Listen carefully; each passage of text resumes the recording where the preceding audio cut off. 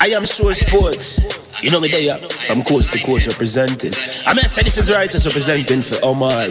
You don't know, come get the sports over here from near and far. Boy.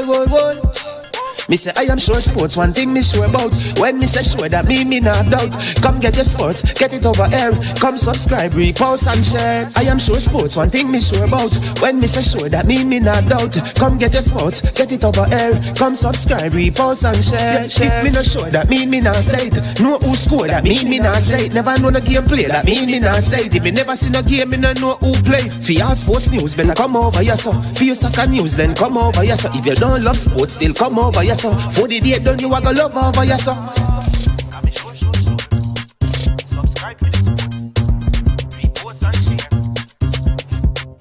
So when it comes on to behavior concerning football, Jamaica is decent. I am sure that if we can get all of these things done, set in place by the end of April, it gives us enough time before the World Cup campaign. Not afraid of no Brazil, no Argentina with these crap of players. We are good enough. Remember, like, subscribe, share. Listen, comment, let me know what your thoughts are. Trick Jerk Marinade gives your meats and vegetables authentic Jamaican jerk flavor. The spices are directly from Jamaica. Spices like jerk seasoning, allspice, Scotch bonnet pepper, fresh scallions, thyme, ginger, and garlic. The key ingredients to a great jerk marinade. 0% sugar and low in sodium. You want to try it? Made up of 18 Jamaican herbs and spices. Add delicious, bold flavor to your next grilling experience. Flavoring sauce, a marinade, basting, condiment, or topping. Trick Nick Jerk Barbecue Sauce. William Knibb Memorial High School D Cup Alumni presents its third annual fundraising barbecue on Memorial Day, May 30th, 2022. Wear your favorite jersey to Wilsonwood Park in Mount Vernon, New York. Remember to take exit 12 off the Hutchinson River Parkway. Music by DJ Mad Max of Sound 1000. Proceeds to aid the William Knibb High School Costa Cup team. For more information, contact Keegan 304-607-4034. Our Codfish at 954-639-2991. Proud of people, it's important. Remember, make sure say oh no did that.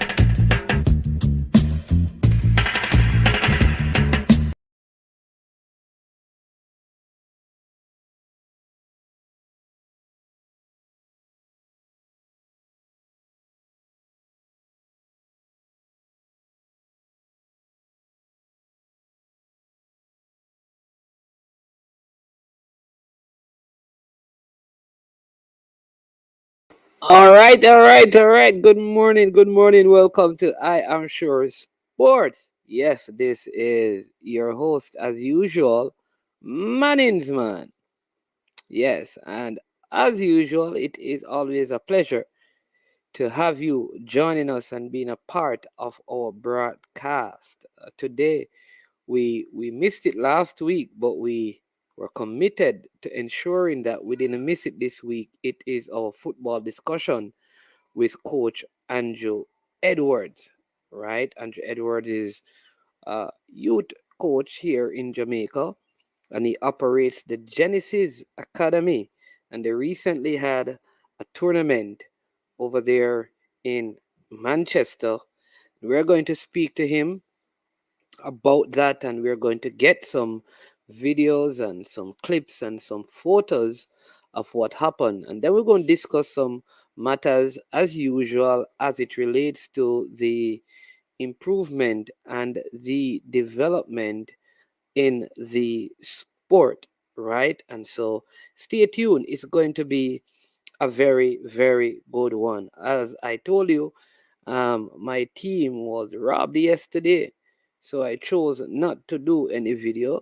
As you know, Arsenal were a very cheap penalty was given against us in the game against Tottenham, and kind of just messed up things. But nonetheless, they may have won a battle, but we Arsenal will win the war. Let me just go a little further. Is one of the reasons why I'm not a fan of the English national team, right? And I don't know if during my lifetime I'll see them winning any major global title. I think the officiating in the games there is very, very questionable. And there is a preference for certain players, especially those who captain the English team and how officials treat them in comparison to other players. And I think they don't realize the kind of impact it has on the overall performance of their teams. And so when their national team goes and plays in competition, you realize that some of the calls that they would get in the EPL, they don't get. And I think it affects their overall performances. I also noticed that the officials in England, a lot of them don't get like the major finals to do, the semifinals and quarterfinals. You may see them in the preliminary stages, but they normally don't get it beyond that. And I think the English FA need to look at how its officials officiate in the game over there. I think there's a strong belief by the English that they are the masters of football, though of probably the top European nations, they have had the least success in terms of a national team. And so, yeah, those are my thoughts on that. Again, welcome to all of you, to everyone watching the video. Thank you so much. As usual, we don't like to break our videos to ask people to like, share, and subscribe. So right off the bat, we're asking you to do that, to hit the like button, to share, and to subscribe if you have not yet. Big thank you to our sponsors as well. Our sponsors are Launch Legacy. Launch Legacy, where they handle risk and seek legacy. And so, for all your personal insurance needs in Canada and the USA, visit them at launchlegacy.com or call or text them at 647-989-0782. Listen, this is an awesome, awesome company, especially for those of you who are over there in North America. In fact, Patrick Reed, a former Constant Spring Waterhouse Excelsior, and got called up for the national team. He is a major, major figure in this company, and part of their job is to help you with insurance for you and your family to leave a legacy. And I think you need to check them out. If you're over in those, you're here, it's better to have the information and so you can make better decisions. Also, a big thank you to Prestige Finance, who are located in Linstead, St. Catherine, Jamaica. They're offering you loans of up to 100,000 Jamaican dollars. And here's the good news, right? The interest rate is 0 to 4%. Calculate that. That's minimal for 100,000 that could help you to start a business. That's Prestige Finance, right? Lindsay St. Catherine. Not only that, but there's no processing fee if you call them and tell them you heard about them from I Am Sure Sports, and you get same day processing. Just tell them that I Am Sure Sports. Their number is 876-884-7390. Reach out to them, give them a call, and let them know. We also have our devotional thought, right? And this is from our friend, Sir Messam. This is the senior, of course. He says, enjoy every moment of life and don't save it. There's no system to get a refund on an unused life. Let me read it again. Enjoy every moment of life. Don't save it. There is no system to get a refund on an unused life. It says, glory, hallelujah. Sometimes in our daily lives of only we acknowledge and have the experience how to deal or treat every situation when it forward to each individual. Sometimes all a person need is a hug, just a simple old hug that says you matter, you're important. Just a hug, no words of advice or encouragement, just a simple old-fashioned hug that melt our heart away. When the Spirit of the Lord wrapped up in our when the Spirit of the Lord wrapped up in our heart, our meekness and humbleness shows up early in our daily activities. Lord, I thank you for another beautiful day. Blessings in abundance from the storehouse. as we rise to see this day that was already prepared for us by our Father, who by his grace and everlasting mercy upon us. Let us then acknowledge that he is ever in our presence. Thank you, Jah. In Matthew 6:33, but seek ye first the kingdom of Jah and his righteousness, and all these things shall be added unto you. /me. I know that Jah has done for me, and I'm grateful to his name. Selah says, heart of love. One up. Yeah, man. All right, so that's our devotional thought for this morning. Hope it served to inspire you. Yes. Yeah, but how are the people doing? How are you doing today? Everybody doing well? All right. You sure? Let's see who is in the comment section right now. Fresh God, bless up, bless up, bless up, bless up, bless up. Our two Premier League teams, they have, that's Waterhouse and Cavaliers. They are en route to the Dominican Republic, yes, to play in the tournament over there, the Caribbean Club Championship. Yes, so they're on their way. Yes, so that should be interesting to see how our teams will match up against some of those top teams. For the people from Veer Technical High School, just want to express condolences. They lost the principal, so the principal at Veer High School passed away, and so condolences to the Veer family, not just the footballing family, but the student population over there at Veer, right? Yeah, making the news in the headlines, Brian Lavelle, his focus is the world under 20s. Yeah, this year, right? The Philadelphia 76ers were knocked out, yep, by the Miami Heat in game 6. They were knocked out. You understand me? On top of that, Coutinho is set to become a permanent transfer at Aston Villa. Remember, he came on loan from Barcelona. Now Aston Villa has made the move permanent. Yeah, so Philippe Coutinho is now about to sign for Liverpool. All right, big up Damian Hyatt, big keeper in the building. Yeah, the man who is helping to keep Dumbe Holland at the top of the table. All right, so we have Coach Andrew Edwards.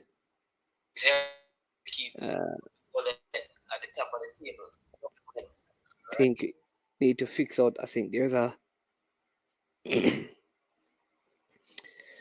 Christopher Wright. Bless up, man. Good to have you, Michael Garden. Trying to reach out to Michael. Michael, if you're watching, we need to hear from you. I need to talk to you, man. All right, Coach Andrew Edwards, are you there? Well, he's gone. Think he's having some challenges with the internet on his side. All right, but we're gonna get that sorted out in short order. Yeah, so let's see how that will work out over there for the Jamaican teams. Yep, in the Caribbean Club Championship, can Waterhouse or Cavaliers advance to the finals? Will they advance? What do you think, people? Will they advance to the finals? All right. Let's see what news making the headlines. We gave you some from the One Nation newspaper. We're going to give you some from the other one. Leon Thompson sizzling. All right. Grace Kennedy having some races. Reggae Girls to open CONCACAF Women Championship against host Mexico. Javon Blake. Yeah, the JC standout. I think he has around 14 subjects. He gone to Ivy League school. He will be going to Dartmouth, Dartmouth College, and also uh, Diamond League today. Sharika Jackson will be up and running. Megan Tapper will be up and running. So Tivoli continues to climb up the table. Also, Lenny Hyde. Lenny Hyde has lost his job at Portmore. Yes, Lenny Hyde has lost his job at Portmore, and Philip Williams, yes, Coach Philip Williams, who was at Tivoli Gardens, is set to take up the position there. But our, our, our sources are suggesting that Lenny Hyde has there is an opening somewhere for him in Tier 2. So you could see him coaching in the Tier 2 competition that is supposed to start later this month. But he will no longer be calling the shots out there at Portmore United in the JPL, who have been having a very poor season, I must add. All right. Coach Andrew Edwards. Um, don't know what is happening with the internet this morning. But yeah, so Coach Andrew Edwards over the trying to get that sorted out. But yeah, so one more coaching change. So what have we seen so far this season? All right, so we know that Mount Pleasant, there has been a change there. Tivoli Gardens, Philip Williams no longer there. Now we see Mobile United made changes. Portmore, so that's four of the teams right there during the season, and some changes were made before the season. So a lot of changes in the league this season. All right. So yep. So let's see how it's going to pan out, if it's going to change the fortunes for Portmore. Let's see. You never know. Sometimes a coaching change is good. Sometimes it doesn't even work. All right. So let's see. Yeah, and as you know, Jamaica, the senior boys, they have a game coming up, and they have the Nations League. So there's a lot of football coming up for the national team. Here we go, Christopher Wright. Yes, saying that Lenny Hyde going to Chapelton Maroons. Yeah, that is a rumor out there. So, but he was also, I don't know if you know, he was also at Falmouth United prior to moving to Portmore. So, Falmouth United is out there in Trelawney, and that is a club that is operated by one of the Marleys. Yeah.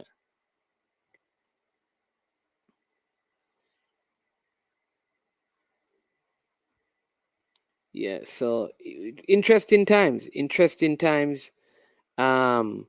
ahead, interesting times, all kind of things swirling around about the U20 team as well. What I'll say, and I keep on insisting, I think that there are some quality players here, but we need um we need additional players. I think if we can find 12 players from the crop that we have been having preparing, and that would include players like Kamali Powell and the Duncan McKenzie's and the Tyreek Zeminis, the Devontae Campbell, the Christopher Pearson, the Barclays, Lamont Rochester.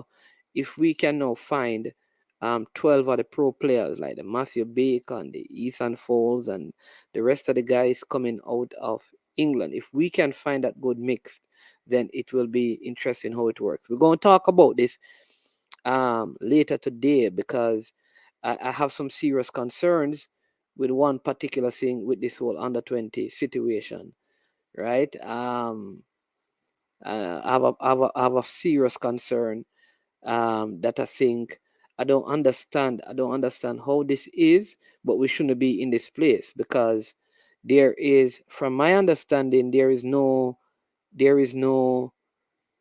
presently there is no assistant coach.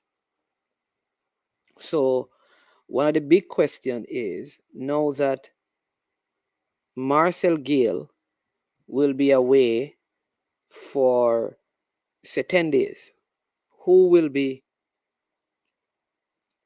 preparing the team? No, um, there's no assistant coach in place.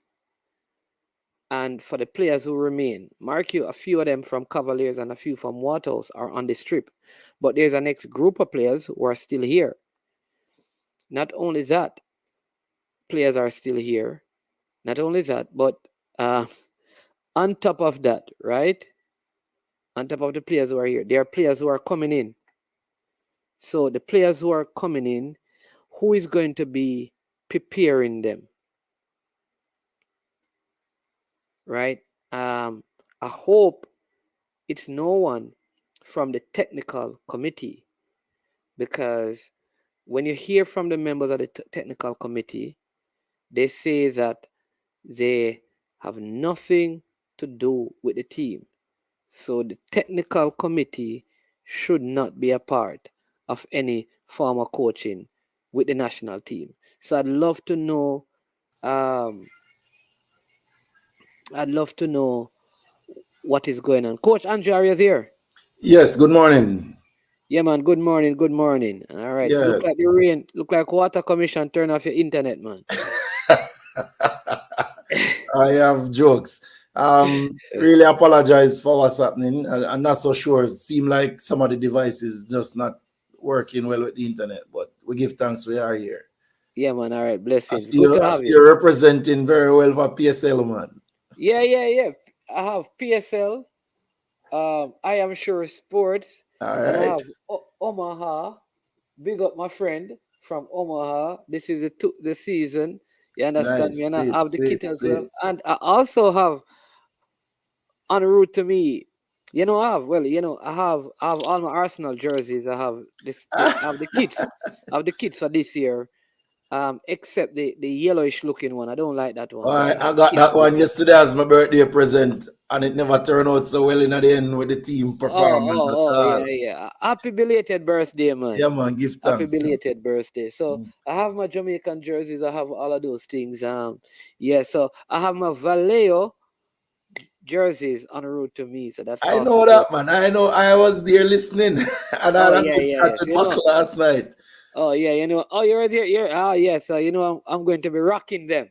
So big Yeah, up man. Vallejo who were on So very good look like I'm interview gonna yesterday. send across some Genesis wears too, Yeah, definitely, man. Definitely, more the merrier. So every day I wear a different brand which and is right, talk which about. is right.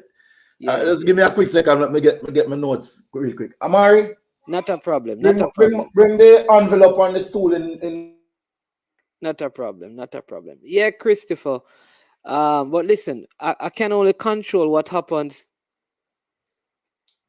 Yeah, yeah. Listen, I don't control what other people do. You understand me?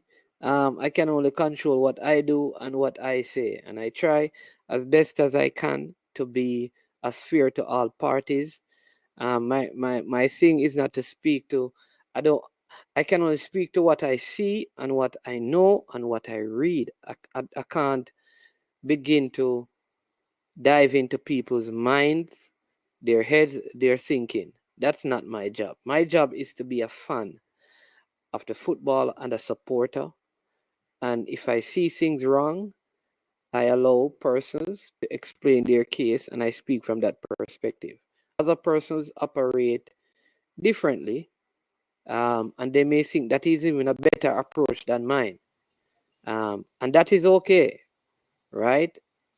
But I want whatever content I put out, I want it to be the kind of content that add value and bring solution. And I always tell people when it comes to any sort of conflict, all of us walk around with two things. You have a gas and water. And conflicts are like fires. And when you get there, you have two choices. Do you add gas to it or do you put water on it? I like to put water on the fires of conflicts that I face. I don't want to set anything more ablaze. I want to cool and quench all fires. Other persons view it differently. Can't cool, can't quench. You understand me? But yeah, man, respect Christopher Wright for your comment. Big up Marlon Walker. He says big up Coach Edwards and Damien Hyatt. You know, me big up Damien Hyatt and him don't big me up in him say big up money's man up here. So big up keep for Damien Hyatt. Eagle Republic. Top of the morning to you, my friend. Eagle Republic is one of those persons that always have some exclusive information. He does a lot of research. Boss Thomas say water doesn't always calm or quench. That is true. But trust me, it will do a better job than pouring gas on it. So even if it doesn't, it can dampen. Yeah, And man. sometimes more gas mean it burn out quicker, you know. Well, that is true. More gas maybe can get it burned out quicker. Yeah, and leave it. And sometimes that is necessary. Yeah, man. But what I wanted to do, I mean, how was it? How was it tournament? I mean, the Genesis football tournament that recently took place. How did it go? Yeah. Tell us, give us a recap on all that went on, and then we have some pictures. You can tell me when you're ready, and I can put up those. Yeah, man. Well, thanks again. Blessed morning, afternoon, evening, wherever people are. Give thanks again for the opportunity. The tournament was 2 weekends ago. Was a huge success on many fronts. And despite the fact that it was a success, or in spite of the fact that it was a success, we have been getting the feedback from the different teams. We have made our own notes. And come Sunday, we're going to be having a review meeting where we'll take all of those feedback into account and look at how we will improve going forward. The tournament had 20 teams participating, 4 in the under 8 categories and 8 each in under 11, under 14. The respective champions was Mount Pleasant for U14, Norbrook Strikers Academy for U11, and Ballers International Academy for U8. Participation, I think the biggest interest for participation was really in the under 14 category. And we actually had a number of schools participating: Cornwall College, Monroe College, Mayday High, Manchester High, and Stats out of Kingston, in the under 14 category. In terms of some of the things that we would have wanted to have done better is really the start time, which was not all due to us, but also due to some of the teams arriving late. The overall refereeing and management of the games could definitely be improved and will be improved. And we didn't actually have enough toilet facilities. So looking forward, we're definitely going to have to invest in having some portable toilets if we're going that size again. But overall, I think, everybody was excited. Everybody enjoyed the day. There was some good football on display. You could see kids improving from game to game or becoming a lot more comfortable. The parents who made it out on the day thoroughly enjoyed themselves, as I got a few of interviews. We had one all-female team in Renas Academy, the only one in Jamaica to date. Right. They played in the under 14 category. That's near Oxford. Yes. Albeit that we actually allowed them to use a few girls who were over the age of 14, but that's fine. They actually played. They yes, played man. in They the played under in the 14 tournament, category. man.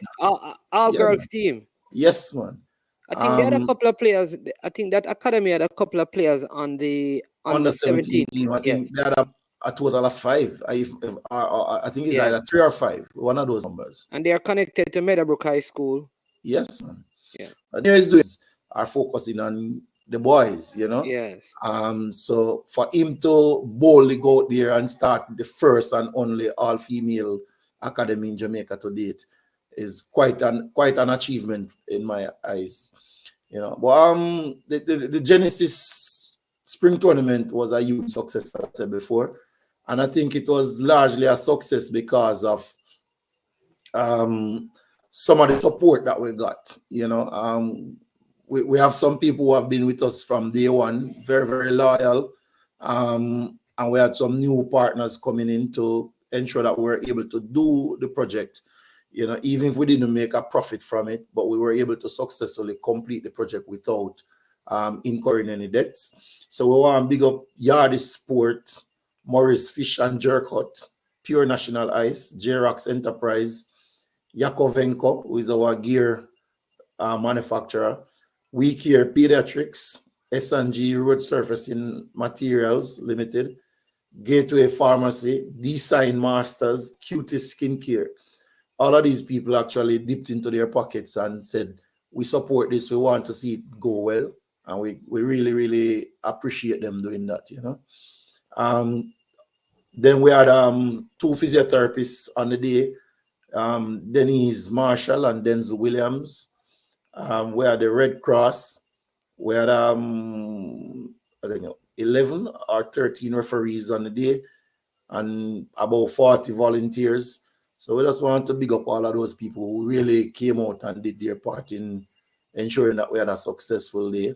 And we thank all of those persons also who made it effort and time to provide feedback so that we can look at how we want to improve going forward. Yeah. Wouldn't I know you spoke about the officiating situation? Would it be possible to get some high school kids, right? Probably footballers, people who play DaCosta Cup and Manning Cup. Like when you're having these tournaments to do, probably have somebody from the Jamaica Referees Association to teach them the rules of the game, and instead of and just probably having them, if you can get like 15 of them, and you just need 4 of the quote unquote or 5 of the to work with those kids, because that's what they do in the States a lot of time. They use the older All right, kids in so the so academy you and I field. are Yeah. you and I are in one accord on that. In fact, we had 6 what you would call trained referees, practicing referees, and the others were actually students from CTC and Manchester High School. The Okay. problem was not really so much in terms of the quality. I think it is in hindsight, we missed the opportunity to have like a referees meeting prior to the tournament to go over all the rules Rules. Okay. and to also put contingencies in place. For example, when we had the situation with the late start and stuff like that. So what happened is that on the day people were winging it, as would say, and there was not No consistency. exactly, that's the correct word. Yeah. So we have to take that on the chin as Genesis and the organizers.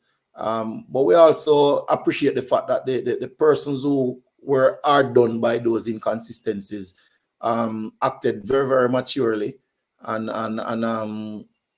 took it in good spirits, and then registered their feedback in a very respectful way. And we really appreciate that because it suggests to me, especially since we started doing our first tournament back in 2017, it suggests to me that people understand what we are trying to do and they are willing to cooperate. So even when the results go against them because of those inconsistencies, they take it, with a grain of salt and look and say, look, we didn't like this, but we understand, and this is what we suggest you do to make it better going forward. Yeah, I think though one of the things that organizers need to do in these competition, and I know you probably do this, is I think I said it yesterday, because there is this com- highly competitive nature Mm-hmm. inherent in our culture. What I find happening is that even at that level, how we respond to officiating decisions are overly aggressive, because the intent sometimes is more on winning the tournament than seeing the best out of the players. For example, my kids were in a competition recently in the prep school, Mhm. and like the official at one of the early games was teaching a child how to, like, saying, no, that's not how you throw the ball. But when the next team was doing it, he gave a foul show. All Mhm. right. So some persons were kind of upset that you're basically teaching one team, but I know why he was doing it, because one team was superior to the other. Right. And I think because of that, he was helping the lesser team. But in our context, that is unacceptable, Yeah, yeah, yeah, yeah. because we see that as you're trying to help them to beat us, and you should not. But Right, right. at the end of the day, Instead of seeing it as you helping them to yeah, learn and understand. exactly, exactly. And I Mm. think the competition must, like most youth competition, there has to be that consistent meeting together of people to tell them that, listen, the emphasis and focus is not on just winning the competition, but let us assess at the end how players have developed, how our systems in our academies have developed, and how we can make this competition better. Because at the end of the day, what you want is not just to have a spring competition, is that for 9 months of the year, we we are playing football at these levels. Absolutely. Well, if I were to have shared like the invitation stroke confirmation letters to the teams that participated, you would see very, very clearly written in it, that a couple of things that we emphasize. Pretty much what you just said about development over competition. And we also stress that the teams should endeavor to incorporate girls into their teams. It wasn't a mandate, but it was a what did I say now? Like a firm request, for want of another way of putting it.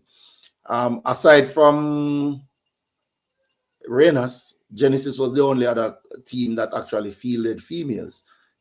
What are the reasons we don't know? But the point I'm trying to make Well, is that well, Mount Pleasant don't have any females. I know that. But the point I'm trying to make And I though think, is not sorry, to is not sorry, to is sorry, not let to me just say highlight. this.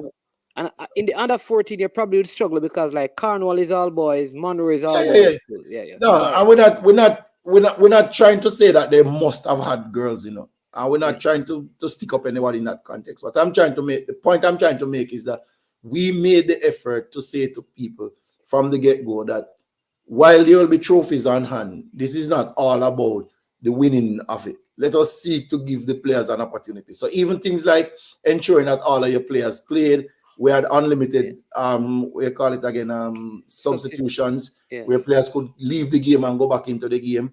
And I didn't speak to all the coaches.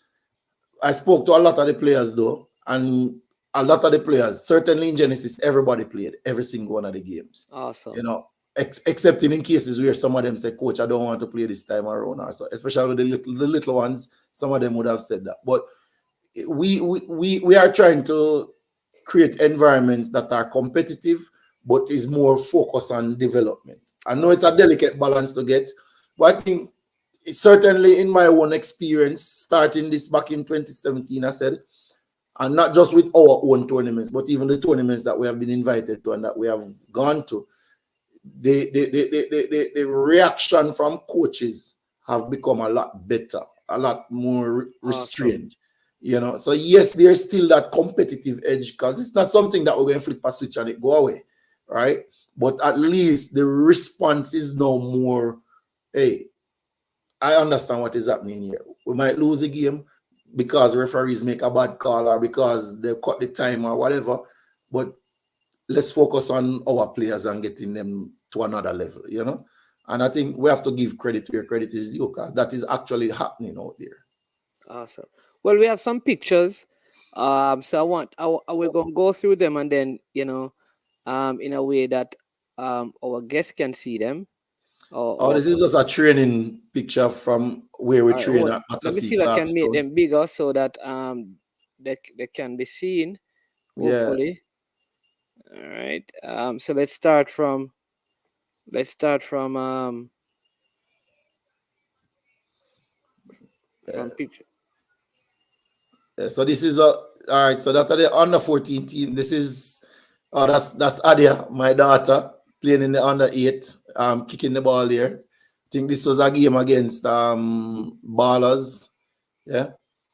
Them totally batter way up. I think that's the score in this game was 12-0 or something like that. What? Under 8 ballers dropping 12?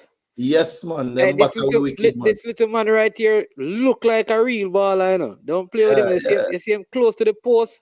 Well, actually, the player in full blue is the attacker.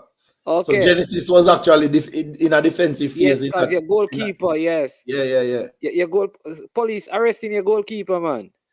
No, I think he somebody, parents and coaches will say, get ready and hands up and that kind of stuff, and him just reacting to it. I suppose that's what we're seeing here. Not so sure, but I think that's it. So this is our under 14 team with Coach Roger Robinson on the left. The left of the picture. And Dean Thomas, the CEO at Gateway Pharmacy, who sponsored the gear, Okay. And you can see the two young ladies standing beside Dean right here. Those two young ladies are from Clarendon, actually, and they travel up and train with us on a regular basis. Awesome. They were so excited about it too, because them talk about when is the next tournament and how them really had fun and they enjoyed it. It was good. This is one of the starting team for the under 11s. I think this probably was the first game that they played. Okay. Yeah. That is. Oh man, this is your daughter show right here. Yeah, man. Yeah, my son was actually on the under 11 team too, but so this is the under 8 coach, Glenford Vassell, and his team in a nice little chat. Okay. And if you look at the picture, if you just go back to that picture, this is something that we value. If you look at all the coaches, trying to get himself down to the level of the players by kneeling down and not standing over them. And if you can look, you can see the players all look very, very interested, excepting for Adia, in what is being said. So those are little things that we look at that gauge what is happening in our project to an extent, because this is very important in terms of the players relating to the coach and having a relation and having being in a place where they feel comfortable and relaxed, Yeah. Oh, these are just vehicles. No, but I want to go back to that picture though, please, if you don't mind. Yeah. So this is just a shot from the top of the hill at Manchester High School, if you know the environment. Yes. To show the overall setup. Obviously, we really wanted to get a drone shot, but we weren't able to do it. So this was the best that we could have gotten to, kind of capture the essence of what took place on the day, All right. Let's move along to... that's the U8 team again. Mr. Plummer, that's his son standing nearest to the coach. Yeah. And Mr. Plummer is the CEO of Design Masters, so okay. Real partner with us, Yeah, some more pictures of the U8. They were really, really well featured. I think most of these pictures actually did come from Mr. Plummer, though, yeah. Okay, so a lot of these pictures were really a lot of them were really Genesis, yeah, man. Yeah. Oh, somebody was saying maximize the picture. Oh, Gunners boss. There's another Gunners man not in the house. Yeah. Greetings, back in the. All right, this is Gunners boss, aka Piney, who calls the radio and beat the host on the sports desk. Bless up, man. Good to have you. Sorry about that, boss. So you weren't seeing the pictures? Yeah. He's saying that Manchester and Church's teachers college still share the same playing field. I think he's asking. No, they don't share the same playing field. But what happened now is that there is a gate between the two campuses that allows the two institutions to share the playing facilities on either side. So for the tournament, we actually had the one field for the U14s at Church Teachers College and one field on Manchester. So we actually had 2 playing fields for each age group. And all of the age groups, all the teams played 5 matches on the day, which was really, really well received. Oh, awesome. Christopher Wright is asking, we're in Manchester, you coach. So we train at the Clarkstone Battersea Community Centre play field. That's where we base right now. When we're having our tournaments, we definitely, our number 1 place is Manchester High School, but we're also looking at Kirkvine in the future because it has a different vibe to it, different spacing and all of that. So we definitely will do something at Kirkvine in the future, provided we can work everything out. Okay. So you're very encouraged. One of the high points. Go ahead. Sorry, go again with the question, please. No, man, you go ahead. One of the high points. You go ahead. Yeah, so we're saying one of the high points of the tournament, though, was a presentation that I made somewhere along the day. I made a presentation for a concept that I've been working on for a little while called Jamaica Youth and Grassroots Football Leagues, which essentially is a youth version of the PFJL. That's the correct name, right?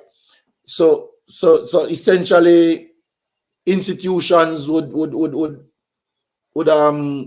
sign on to the JYGFL, and we would then establish leagues along. But subsequently, we realized that what we're proposing is something similar to what Value is already doing.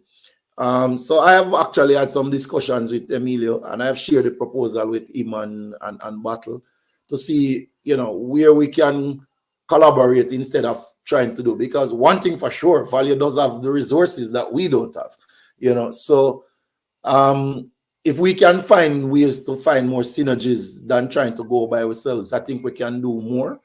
What I was very sure of, though, is that the response on the day was quite good in terms of people thinking the concept was great and good for us all and wanting to be a part of it. We haven't had any follow-up discussions on it yet. And I haven't actually shared the full document with everybody as yet. So I am expecting to have some discussions with Emilio, certainly in terms of seeing how we can bring the Reggae Football project that is now happening in Kasafa to South Central as soon as possible. And I think that's a tremendous idea because it's about partnerships. Yeah, so instead of, I don't want to say it's my project. That's not important. What is important is, can we or can somebody get something moving that will allow our kids to play football for at least minimum 7 months of the year, and certainly at the younger age group levels, probably 14 and under. I am a big believer in multi-sport development. So I wouldn't necessarily want to say they need to play for 9 months or 10 months of the year football. Even if they're playing football and them doing cricket and them doing tennis and so on, which is what we grew up on doing, and which when I relate to my colleagues and counterparts in Europe especially, and even in Brazil as well, they are telling us that they actually point the kids into other sports for that multi-sport development opportunity. Because take dancing, for example. I have actually done research that shows that professional clubs in England employ dance teachers, ballet teachers to come and work with their first team players. Yeah, for coordination. For dexterity, for poise, all of these little things. And you think, man of dance. But the people who are spending real big money. Unfortunately, persons think that way because samba. No, when I say dance, I mean like ballet and that kind of stuff. But it's similar. If you notice how the Brazilian play, there's a lot of samba to their. Yes, a lot of rhythm, and that's a word we missed out on. Because when you're coaching youth players, if you pay attention to these little things, you'll find that a lot of them, especially boys, they don't have rhythm. They don't. So just simple things like coordination movements, tap, tap, tap, tap, tap, tap, they can't do it. And that's just because they don't have rhythm. So the multi-sport development is very, very important. And for me personally, I don't want to say, hey, you have to come every day. No, if you come to training one time with us, but you do one day with volleyball and another day at track and field, that is still good. And we count those sessions as part of your overall development. Yes. The next step now is to start developing relationships with the coaches and managers in these other sports so that we can cooperate and share information. So when we think about like a macro cycle and overall evaluation for these players, it's not based on just what they are doing with us at football, but what they are doing across the board. Right. So when you look at some of the, like in Wales, for example. Let me give you a good example that we can draw to. I think the involvement of Jail Hyde in track and field and football at the same time at Wolmer's made him a better footballer because he was able to hurdle challenges, and it helped with his pace. And those things, his need to hurdle challenges in football and jump for headers helped his hurdling in track and field, right? And then at the end, he chose one. I mean, some people said, boy, he should have probably chosen football, but he chose what he believes is best. But that's a good example of how both sports in combination can help to make a player a more complete player in whatever path he takes in the end. 100%. But the point I was making, I don't want it to be missed, is that we want to get to the place where football and cricket, football and tennis and whatever, actually cooperate. So we say, for example, let us say we say that the child should have 1,000 hours of training for the year, right? We say, okay, the child is going to be at football for 600 of those hours. Where's the child going to be for the next 400 hours? And we want to make sure now that we have dialogue to say, all right, when the child was at football, this was the intensity of the work that he or she did. When he was at tennis, what did he do? How do we take that now to build his individual development within the organization? I know what I'm saying is nothing that we are doing yet and nothing that we are near doing now, but it is the ideal to which we aspire, right? So I don't want anybody on the call to think that, oh, that sounds so highfalutin and in the skies. Yeah, it is in the skies now, but it is at a place that we can reach for it and actually attain it. And that is where we aspiring to, And I said this again, like, when I take the time out to look at, so sometimes when we say Europe, right? Immediately when you say Europe, people think of Spain, Germany, France, England, and so on. But there are countries in Europe that are at a lower level than Jamaica. There are countries that are round about the same, right? So a country like Wales, for example, population-wise is not too far from Jamaica. Geographically is a much bigger space. Now, in terms of their football journey, I think there's a lot of similarity, right? Sweden is a much bigger country, much bigger situation, but there's so many lessons I think that are applicable in our environment. So a lot of the things that I talk about is not just lying down and dreaming about it. Also, it's actually having conversations, doing a lot of reading and research, interacting with people, and looking at these things. Sorry? What we're going to coach Andrew Edwards is, I think it is important because, and that is part of my journey on this whole discussion about the football, because I think sometimes we need to hear from our counterparts in Europe, coaches, associate, and bring them on to talk to the Jamaican population. Because I can do that. We just have to arrange it. Exactly. Because you know why? Because I think sometimes we because we are in the water, You understand me? We say the We don't place see is the good. vastness of the ocean around us. There you go. There you go. There you go. Yeah, That is man. it. And that is it. And sometimes when you hear from someone from the outside, I heard a story just on Sunday. We had a guest minister and young lady, and she shared a very awesome story about just getting married as a young person, losing her husband very young, with two daughters. Like the husband died, and the second daughter was born like days, like 2 days apart. And the whole Whoa. moral of the whole story at the end was, listen, until you hear a next person's story, sometimes you don't realize how good you have it. Absolutely. And could it be that we are marking ourselves so hard to the detriment of the thing because we think everybody has it way better? But when you hear what some other people have based on even their own population size and the kind of infrastructure, maybe you can look back and say, well, we're not really as bad.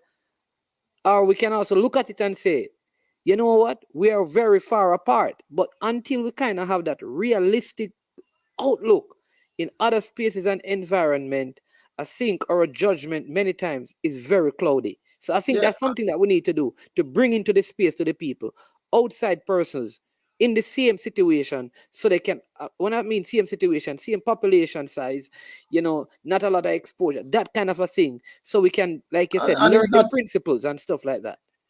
I agree with you wholeheartedly, excepting to say that you see, Jamaica is at a place where we are. It's like we are sitting down somewhere in a desert, and we're looking around, looking around, looking around. Which direction should we go? Which direction is going to take us to the oasis, right? And everything that I've done in my life, I've always taken the view that I don't need to start it all from scratch. In other words, Yeah. somebody would have done this before or something similar to this. How did they do it? What did they do right? What did they not do so well? So it's not necessarily to find countries that are in a similar situation to us, but probably more importantly, countries who have been where we are and are now at a place that we are aspiring to. And again, I go back to Wales, for example. So in 2011, Wales was ranked 117 on the FIFA rankings. All right, 2011. At that time, mark you, since I've been following the football, I don't remember Jamaica ranking that low. Yeah, Right? yeah. No, so it means that Wales was ranking way below Jamaica in 2011. All right. Um, Today, Wales is ranked number 17 in FIFA. Whoa. Now, what was the processes and systems that they put in place to enable that? I don't have all the answers, but I have a very good friend who works with the FA over there. Who I feel very confident that if I ask him and he can find the time, he would come on board with us and walk us through it. But one of the things that he spoke about, though, and something that I think is very, very, very, very relevant to us, especially a comment I heard you making while I was in the box, while I was backstage, is the whole talent identification and scouting process in England. So if you look at the Wales team, a significant number of those players were developed in England Yeah. and not in Wales. True. But how did they incorporate those players into Wales without um The local players. no, I don't want to say local players, but all of those um insecurities, jealousies, etc., that surrounds our program now. So, Yes. right, so you were just talking about the situation with the under 20s. A couple nights ago, Oral Tracy was on the TV talking about the female players, local versus right. And every time the senior reggae boys play, we have the same situation.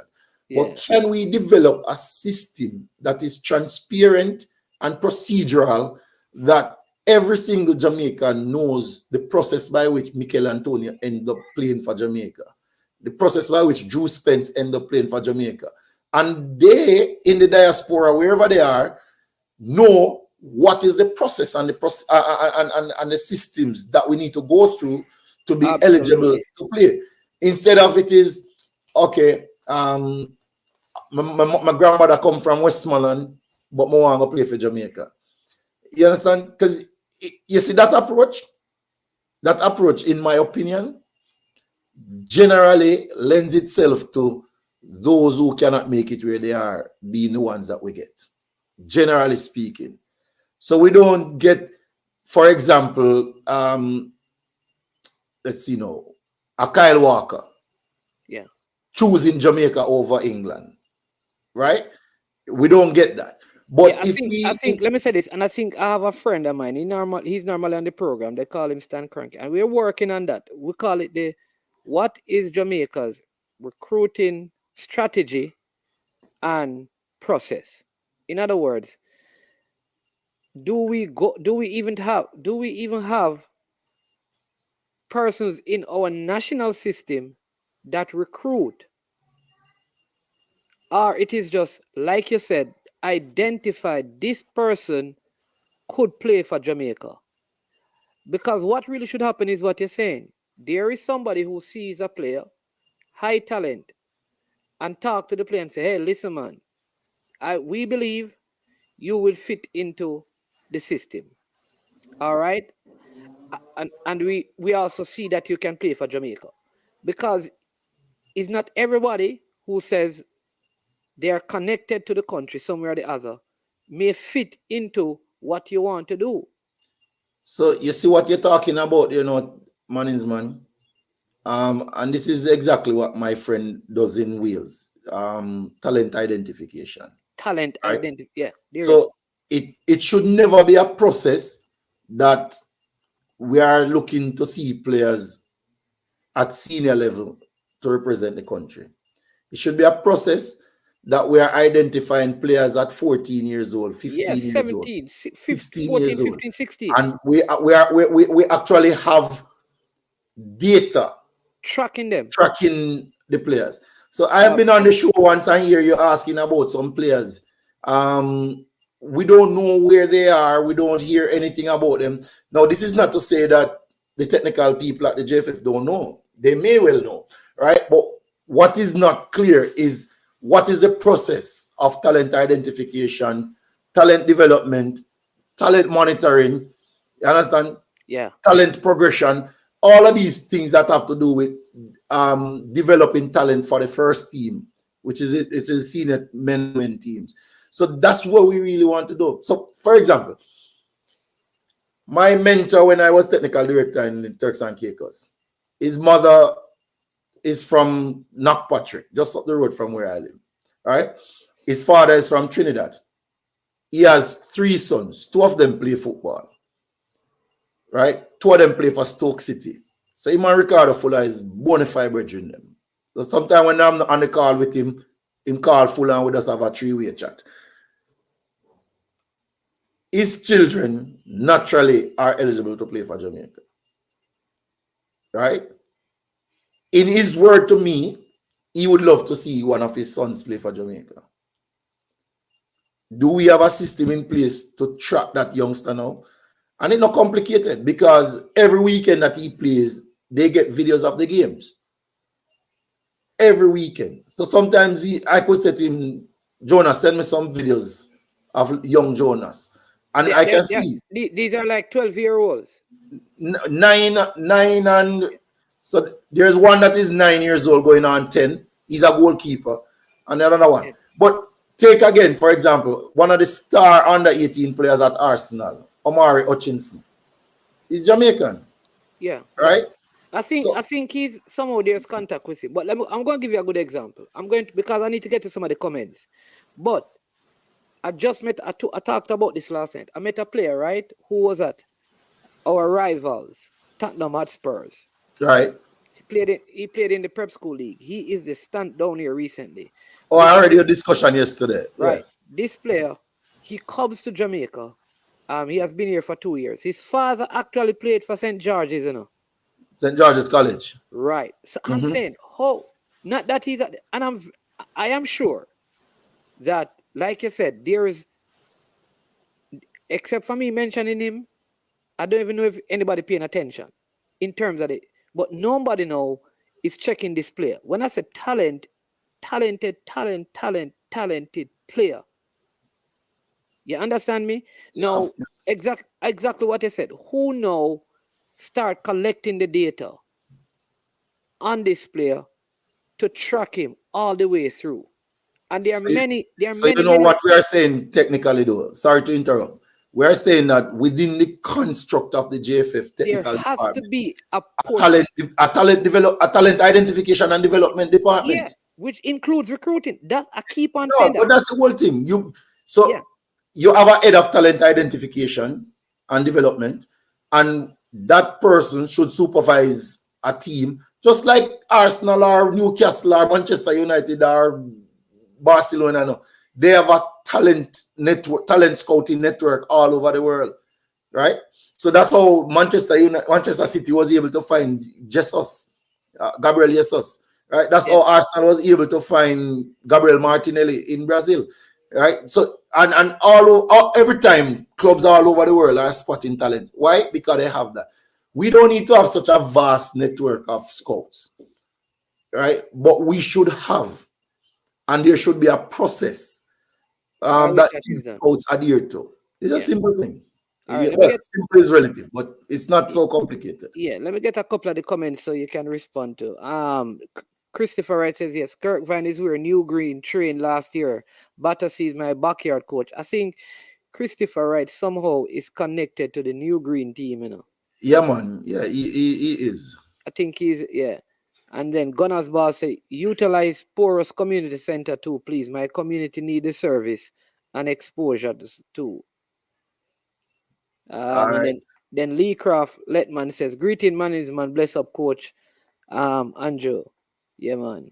Yeah, my brother, that's Yeah, and then Marlon Walker say you're the only football coach him listen to.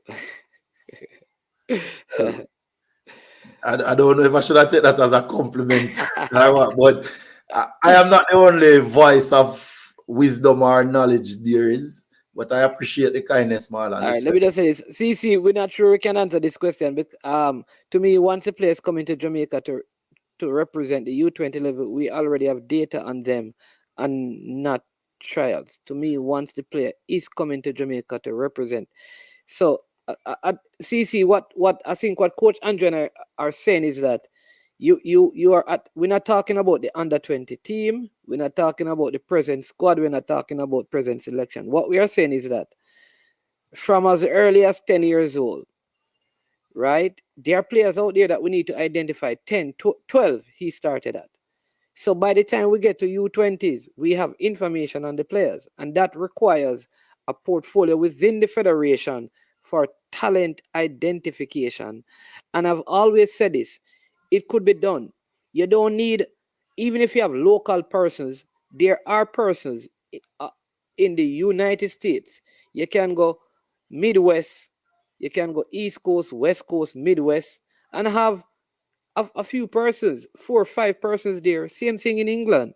You can have 4 former players. You have Wes Morgan, you have Joby McAnuff, you have Dean Burton, you have so many names. You have Marcus Gale, you have Ricardo Fuller, Ricardo Gardner, Chris Humphrey. Yeah, get 4 or 5 of those persons to basically say, listen, all right, you get all the information and refer back to the head of recruitment. Yeah, you understand me? Because one person may not be able to see all the things in England and see all the things in America, but there should be some network. Yeah, a network, and also people need to know what are we looking for, what type of player, that kind of a thing. Talk about no player profiles. Player profile, and start creating a profile, because somebody may start out at 10, 12, and you track them up to 17, but you have to move away from that person because they are not going to fit into whatever system you have. But at least you'd have had the data. It's better you have it and don't need it than you need it and you don't have it. Simple. You know. Yeah. Like CC saying that Ernie Stewart is the sporting director of who is a JFF. This is business. Which is what we are saying, CC. Like I don't want to get into I don't want the conversation to stray. CC. I know a lot of people are out there upset. This is not an upset conversation. This is a solution conversation. We are saying that there should be, you understand me, coach? Because listen, blaming and cussing and quarreling really resolve little things. What are the realistic solutions? And I like what you said. Look what Wales have done. How did they get from 117 to 17? 100. They move 100 spots. In 10 years. In 10 years. In 10 years. In 10 years. The bylaws state that the board of directors of the technical committee shall maintain a list of players who desire to play for Jamaica, from which a team would be selected, but no specific word and talent ID system, which is the issue, because this though in the bylaws of the GFF, this though is specific, I think, for the senior team, which is what Coach Andrew is saying is the problem. Well, you know, in having the discussion about solutions, invariably we have to light some fires and we have to touch on some things that are not comfortable, right? Yeah. And it would be very unfortunate if the leadership at any level would think that criticisms, feedback should not come their way, right? So, for example, now, a big problem with our JFF is communication, right? So here's somebody putting on it now that the bylaws state, but there's no word on whatever. Can I log on to the JFF website now and look at what is the process for etc. etc.? The answer is no. And if you listen to a lot of the interviews that our people do, you'll realize that there's almost always like, may I give you this, but may I hold on upon this, right? Yes. So, Nia is saying that they took it down, so you're not going to find it. Right? They took down the website. Yeah. Yeah, but what I'm saying, information sharing is important for people to. So, like, there was one time I was listening to your program, and Mr. Speed was on, and he was making some points, and he kept on saying that people are taught, but they don't know. People are taught, but they don't know. And he said it probably about 6 times for the 30 or so minutes that I listened. Yes. Right? And I'm listening to it, and I'm saying, how are people to know when you are not communicating so that people can know what you know? If you understand what I'm saying. So you are expecting people to respond to you in a particular way, but you are not giving them information in order for them to formulate constructive thoughts. Then, since it's construction, we are trying to build. We are trying to build and not tear down. Right? The more people know, the better off they will be to contribute in a positive way. But we have this mindset that the less them know, the less them can hurt we. Now, if you have that mindset, it means that you are protecting yourself and not building. If you follow what I'm saying. Yeah, absolutely. So sometimes we have to call our truths as they are. Right? We have lots of issues. And for me, I had 3 years in the Turks and Caicos as technical director, and it gave me the opportunity to interact with just about every technical director in the region and some outside of the region. And communication is a problem topic for almost every single Caribbean football association that I've interacted with. Right? We do not communicate properly or effectively, and for some of us, any at all. Any at all. Listen, Whoa.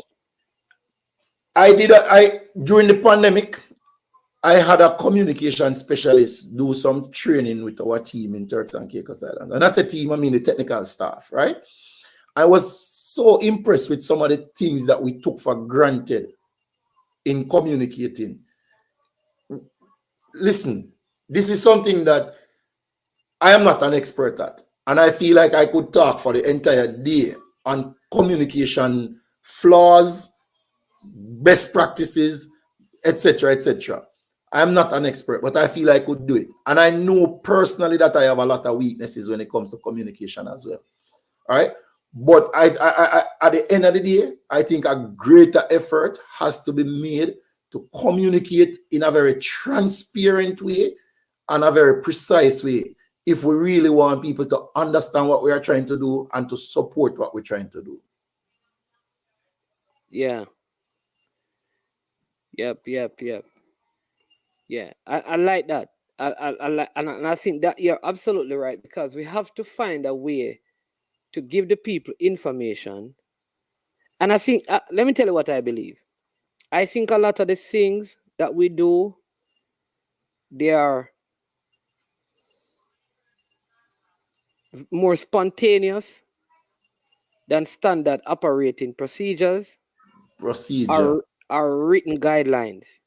So it is done this way this month, but next month it can be different. Instead of having guidelines, and then you make the guidelines have some level of flexibility, because you don't want to be stick to the guidelines at the expense of people, because people are important. But what happened is that there is no guideline, so there's a lot of spontaneity in terms of how they operate. So it's feelings. This is the right thing right now. Let's do it.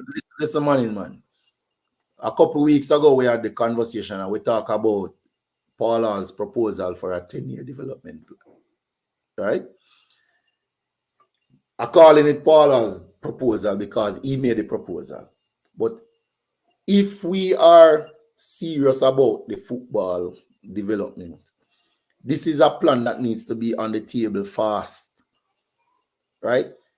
The last time I was on the show, I think not only did we speak about Paul Hall's proposal, in fact, I wrote an article for the Observer maybe 3 weeks now. I titled the article "Silver Lining Behind a Failed World Cup Campaign."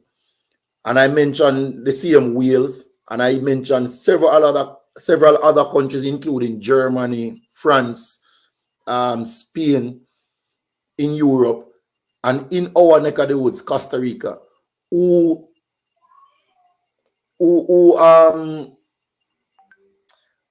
embarked on a 10-year journey, right? As a matter of fact, as we are speaking in this moment, the United States of America is in the middle of a 10-year journey in which they have set as their number one target to win the World Cup at home in 2026. Yes. And that is not something that is fly by night. You can go on the website and see it, right? Whoa. It is a clear declaration of intent on the part of the United States Football Federation that in 2026, the team that they have now has been assembled with that specific mission in sight, right? And if you look at this team has been together for the most part at least 4 years already. At least 4 years already. You know, this current US team with the Gio Reynas and the Pulisic and so forth. All right. But you know what is funny? You're making a very important, because a lot of these players, if we had the same 10-year project from Christian Pulisic time. Talking about Alex Marshall and Deshaun Beckford and that group of guys. That same group of guys defeated the United States. All right. The same group of guys. When America started their 10-year project at that under 17, those guys were 15 and 16. And today, they are big players in the USA. At least 8 of them. Jamaica has not even one. Listen, Eden Hazard was 12 years old when Belgium rolled out their long-term development plan. Eden Hazard was 12 years old when they roll out them plan. Right? Lukaku was one of the eldest in the group at I think 13 or 14. Yep. And then you had some up to 16. So if you look at a bandwidth of players between 12 and 16 years old, and look at what those players can be in 10 years' time when they are 22, 26 years old, reaching the peak of their powers. If we're not think, so you see all the systems and procedures that we're talking about will be encapsulated in a plan of that nature. Yeah. Right? So it doesn't matter if Manningsman is the coach in year 1 and Andre Edwards is year 2 and Tom Stroke is in year 3 or whatever. It don't matter. What matters is that we have a path from year 1 to year 10, and we are working that path with implementing the systems. And it must not be seen as something that is rigid, meaning that as we go forward, we must have periodic evaluation and feedback mechanisms. So that must be a part of the plan, systematic feedback and evaluation. So it comes like a loop, almost like a bicycle chain. So you keep moving forward, but every time it go forward, it come back around and we look and see, all right, we can go again. That kind of thing. Yeah. Let me just take a couple. Big up Jeremy and Miller in the building, and then Christopher McKenzie says, Sir Andrew, what's up? Port Antonio High School footballer versus Stitchfield High in 2000. Says that's giving you a heel up there. CC says, I am sure sport. I remember asking how the coach should pick a team without someone tracking these players. He says Wales' example is great. Neo then says, my proposal is that the technical director and technical committee be required to set up a tracking and talent identification. The technical director is in charge of football and the technical development. The technical director is also the head of the technical committee. And then he goes on and says the senior coaches should also be allowed to develop a professional scouting network to track players utilizing performance analysis, match reviews, and scouting analysis to aid in team selection. Near now say nothing out of the water, you know. Right? The only thing that I would disagree with is that the technical director should always be separated from the technical committee. Right? Because the technical committee, which is the problem we're having, you know. The problem by definition, let me just finish. By definition, the technical committee is a policy setup, right? Their job is to set policies, make decisions, right, on behalf of the technical department, right? The technical director is supposed to be guiding the strategic development of the technical football of the technical development of the football program. So one is executor of decisions, and one is so the committee makes the decisions, the director executes those decisions, right? And it can go in another direction where the director proposes decisions which are then deliberated and authorized by the technical committee for the technical director to implement. Yeah. Here's the problem we have, because if what I'm understanding is correct, the technical director is also a part of the technical committee. They are not separate, and I think that's the problem. He or she has to be. Okay. But the functions. All right. So the technical committee should not be engaged in operations. Put it that way. The technical director should be operations, right? So his job when he's on the committee is basically to be reporting and proposing. Yeah. Follow? So, right. Yeah, man. So right, but not to institute policies. No, I mean he's proposing and being a part of the policy, he or she, right? But then when he comes out of the technical committee meeting, he's now an executor or an implementer. If there are such, you know, so he have to be in an implementation mode. Yeah, but man, we need to I don't want to say reorganize or reinstitute clearly guided policies. Neil goes on and says here that doesn't guidance encompass policy decisions? And then he says FIFA has funded the technical director's salary for him to develop grassroots football. Those are policy decisions. Because isn't the technical director of a nation a FIFA appointed position for the development of football? Not a fee. Well, yeah, you could say it's FIFA appointed because really and truly the MA forwards their decision of choice to FIFA, who approves. Basically, that's how it works.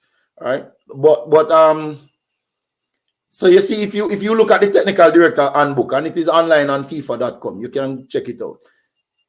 On page 3, I think it is. It says that the technical director is the one who plans and the development of football, right? So in other words, in short, it says the technical director is he who prepares the football of the future. Those are the words of what the president name again now, Infantino, right? In his address, the technical director is the one who is in charge of preparing the football of the future. And later in the same book, they point out the difference between the technical director and the head coach. And the simple thing is the same thing about the technical director preparing the football of the future. The head coach prepares the next match. Right? So the technical director is the one who or she has to create the vision of the football in 10 years' time and lead that process. Right? It involves grassroots, women's football, referee development, competitions, you name it. There's about 7 to 9 different pillars within that thing. Yeah. Chris Rain says, I think the technical director can be a part of the committee, as Neil says. Just like how you usually have the managing director, I think he means, of a company be a part of the board of directors. And, Yeah, man, and then he said, FIFA, then Neil says FIFA pays the technical director salaries. Well, that is how do you put that now?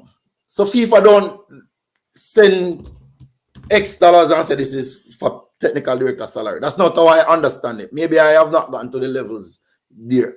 What I understand is that FIFA disburses what they call it again.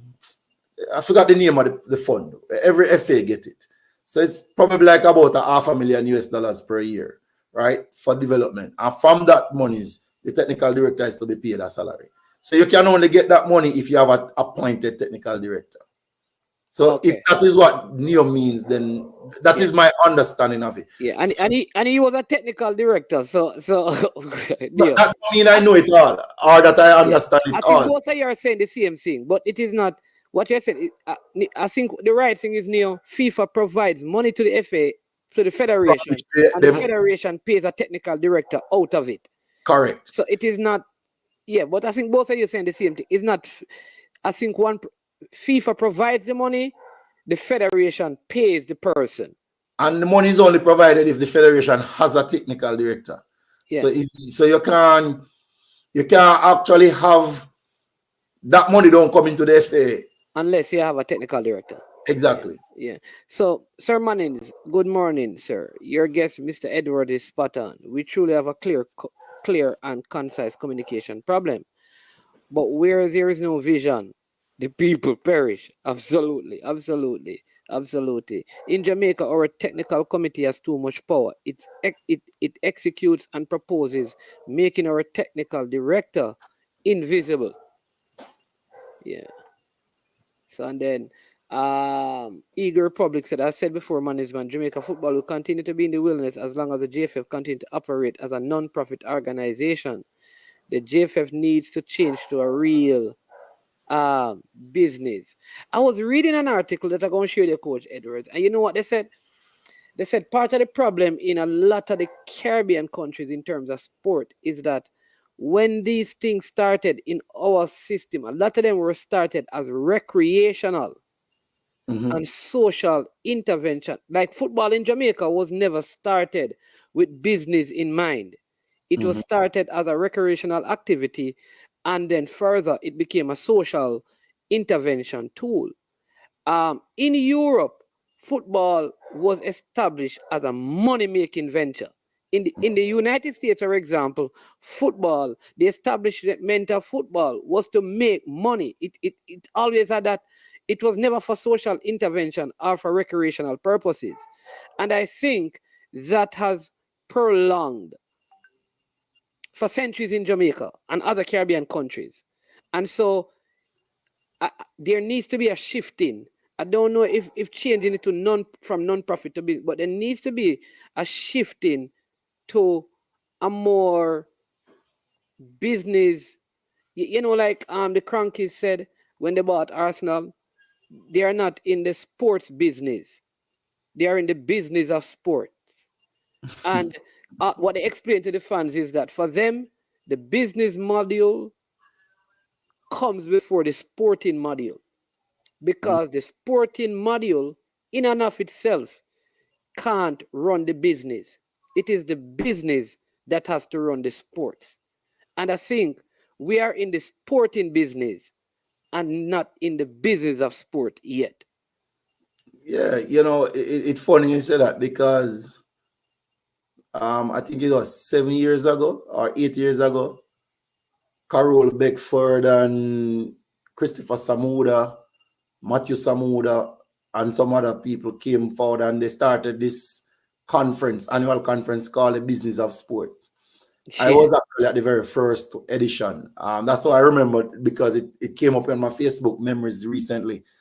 Some photos of myself and Dr. Scotty Hamilton who presented and so forth. The truth is, you're spot on. Again, I wrote a piece about this some time ago in the Observer about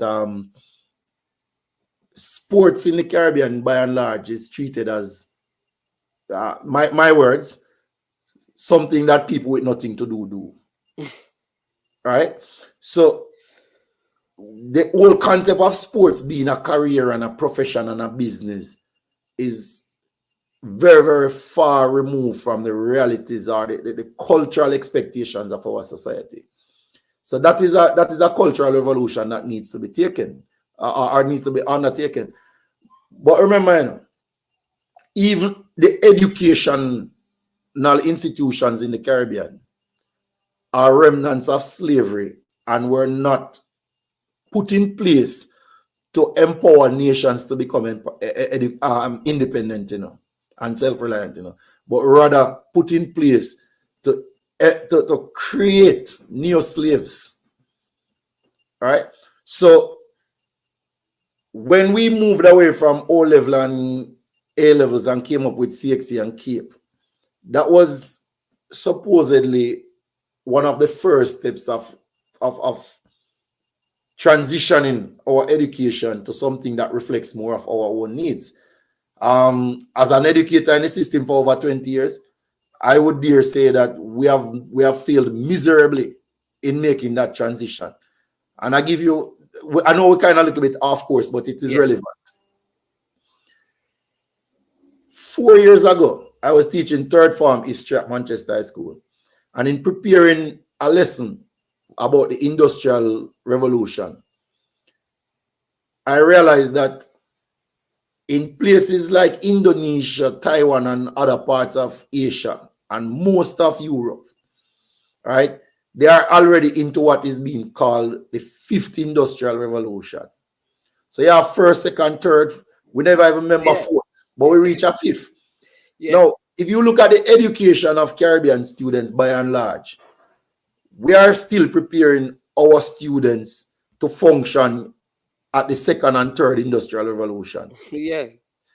Which therefore means that they are graduating from school in a global economy to compete against people who have been prepared for the fifth, which is current, and the sixth, which is to come, industrial revolutions. In other words, so our students are literally starting 40 years behind the ball in terms of where the world is going. The same thing happens in sports, So if you think about it, children at the same age as my kids, 7 and 9 years old, in Norway, for example, Finland, are going to robotics classes, doing robotics classes. They are sitting using whiteboards and computers only for class, right? My son still literally a complain about him shoulder hurt him the amount the big bag we have to carry go school at the time. So we still load up the slave with like a hamper, like how you load a hamper on a donkey. Yes. Carry the load. Because what?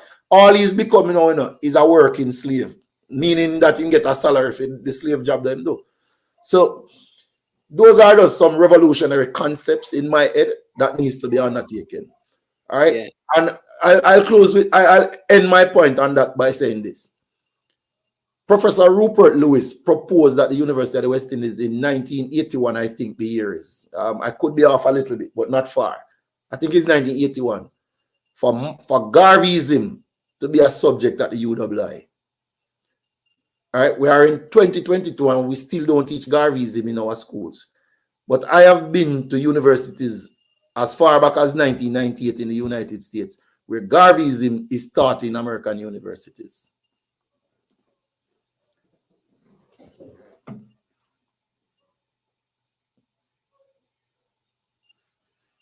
Let me read this one. It says, the TD is the brain and engine of football in the organization and should play a role on the committee. The technical director would have more day-to-day knowledge on the ground than even the president. Yeah. Absolutely. And then Neil says, from the FIFA handbook, he says, I think he's quoting it. He says, the technical director is the head of the technical department, sometimes called technical development department. And as such, he is one of the senior staff of the association. All right. Which is what it is. You're saying that the technical director is also a part of the technical committee or the technical department. Yeah. No, he's the head of department. There's a difference between the department and the committee, you know. Oh. So the committee is an appointment from the board for oversight of the department. Okay. So there's a head of the technical committee and there's a technical director who heads up the technical department. So the technical department. So let me just I want to get this. In our present structure, Rudolph Speed is the head of the technical committee, but Wendell Downswell is the technical director. Correct. I see. But the technical committee consists of Rudolph Speed, Wendell Downswell, and other appointees. Okay, I see. Okay. All right. Eagle Republic said, Mannings, I already told my friend that the day the JFF accepted the Paul so-called 10-year plan, they should have dismissed the current TD. You only accept Hall's plan if he is the new technical director. So that Eagle Republic strike hard, you know. Eagle Republic, but what if Paul wants to focus on coaching and then the technical director adds or tweaks and say, listen, all right, I see a plan, but here is out. Because he could still be, depending on how the relationship is. You understand me? It may not mean the removal of one, but I understand. If you are the coach and you're saying you have a 10-year plan, really and truly, shouldn't that be coming from the technical director?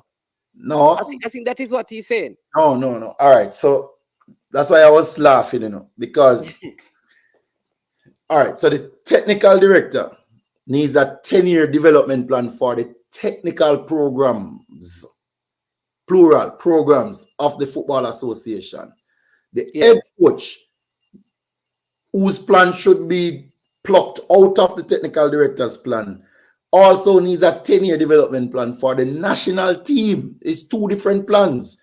So one is overall, overarching and all-encompassing, whereas one is group-specific. Okay. Right? Okay. However, at numerous instances and points, they must have overlapping and interrelating parts. Because the head coach really can only have a plan for the senior team. But the technical director must have a plan for the national programs, which include women's football, grassroots. You understand? Development, coaching, education. Yeah. You understand? Competitions and leagues, etc. Yeah. So Eagle Republic, Yeah, you see why now Paul Hall's 10 years plan is for the senior national team, though it may include ideas that go Not into may, under should. 23 and Not under may, but 20. should. Yeah, yeah. Yeah, man. Neo, listen, Neo is asking we can have Neo, anytime you're ready, you just let me know, man. All right? It's not a If I knew problem. ask for that, him have my number, No, so man, it's not Neo Oxford. This is one of my very good friends. His oh, name is you can send Yeah, him the man. contact Whenever you're details. ready, let me know. His name is Omar. That's his current name. We have the same first name. Oh, Zin. Yeah. So I like that though. So Eagle Republic, I hope you get that. Paula's 10 years plan is for the senior team. It may overlap into the under 20s, Not under may, 23. Mannings, man. Please. It, It should not, it should. it should. Yeah. However, the technical director covers not only the male side of football, but the female side, right? As well. It also includes all your league competition across the nation, Not just elite, but grassroots too. Grassroots. Referee development, coaching education, Yeah, all of those things. talent identification, which we have been speaking about already. Yeah, I think that's a very listen. This is such a worthwhile conversation. Sometimes I really hope that the people that you know um are in the places to make a difference can can sometimes just take from this. And like I said, we don't have all the answers. We just share, and maybe what can happen is that you take idea. Man is man, I know a lot. Coach Andrew know a lot, but the look at that we know we share. But and then from that you can take transferable principles and apply. But one thing I know is that when you think you know everything, you really don't know anything. Yeah, because I you block yourself from knowing more. Yeah, there you go. Um, as Neo was saying that Timo's was coach and technical director, but I can say this to you though that at that time a lot of Simo's work was on the male side of football. All right, so let's stick up in this now. So Simoes was actually one of the last set of coaches worldwide to have had that dual Because FIFA stopped it. conscription, Yeah, right? Because it is not a plausible combination of rules and functions. And what FIFA did in that same era, the Simoes era, that because there were a lot of coaches operating like that around the world, especially in what is called the developing football countries, right? Africa, Asia, Oceania, the Caribbean. FIFA recognized that these countries were not getting the optimal benefit of what should be a technical director. So it was round about that same period of time that they came now with the changes to have a full-time technical director. As a matter of fact, as we are speaking now, FIFA is rolling out a technical director's degree there you go. program, Yeah, true. right? I heard So about that. in the future, to become a technical director, one would have to qualify first by undertaking this course of study, right? In order to become a technical director. Because in a very real way, the technical director is a manager, right? He is a manager who has to manage a lot of processes, a lot of departments, a lot of people. Um, and of course, with that comes a different level of leadership. Leadership that requires him to lead up, leadership that requires him to lead down, and of course, leadership that requires him to lead across. So it's a all encompassing thing. And I believe that somewhere in the near future, the technical director will be recognized on or about the same level as the general secretary. Yeah, that's how important they are to Absolutely. to the operation of a nation's football.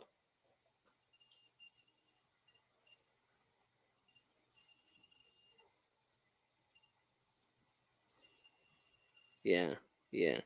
All right. Let me just take a couple of comments, Coach Edwards, and then we're gonna run. But very insightful, like Christopher Carroll says here. Very thoughtful insight by Mr. Edward that explained a lot of our situation. Neil, think we went through this. The technical director developed the country's football. The head coaches are only for senior national teams.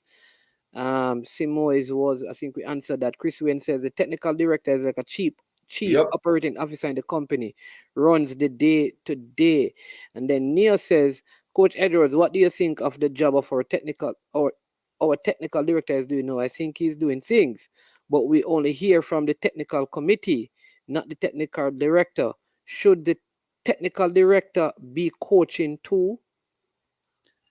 All right. So it's a very difficult question to answer, quite frankly, from 2 points of view for me. I have very limited contact with the JFF at this point, right?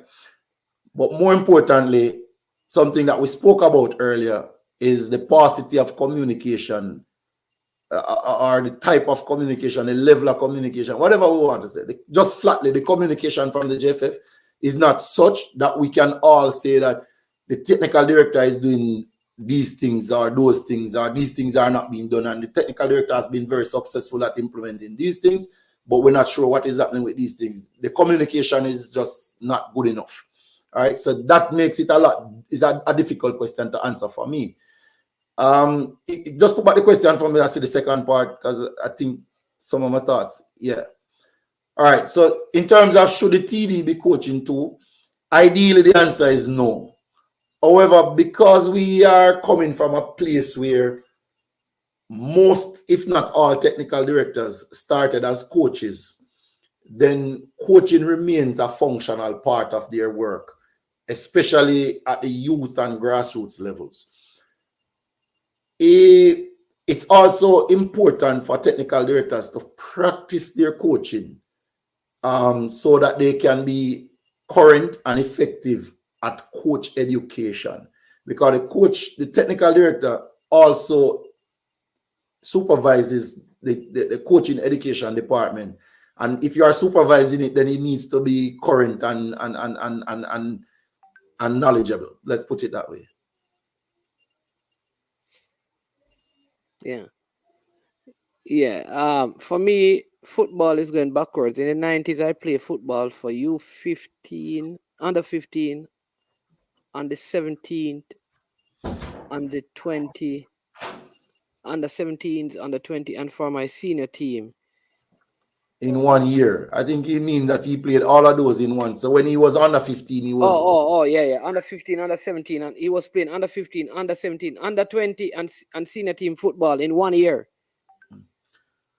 Well, Christopher, I'm sure a lot of former players could relate to similar situations for them along their journey. However, that is not necessarily a healthy thing. And as a technical developer, I would not want to see players doing that. Yeah, I don't want my under 15 to be playing under 15, under 17, under 20, and senior team football in 1 year. No, as a rule, you don't want it to be. I would say you can have the exceptions. Yeah. Right? So if you look at international club football, for example, take a Bukayo Saka at Arsenal, for example. When he was in under 18 at Arsenal, he also played under 20 and under 23, and then he came up to the senior ranks in the same year. All right, but he's an exception to the rule, and he didn't go back. And he did not go back. Yeah, that's the thing. You understand? So he basically made a quicker transition upwards than basically doing everything. So it was more like a transition than, playing every week. Different situation. Yeah. And then maybe we can take this last one. I base that opinion, and this is Eagle Republic, what he said up there earlier, on the utterance I hear from the people close to the GFF. It is as if the expectation of Paul Hall is that he's coming in to revamp Jamaica's football from the cradle to the grave. I would say from the grassroots to the rooftop, not from the cradle to the grave. But I know what you mean.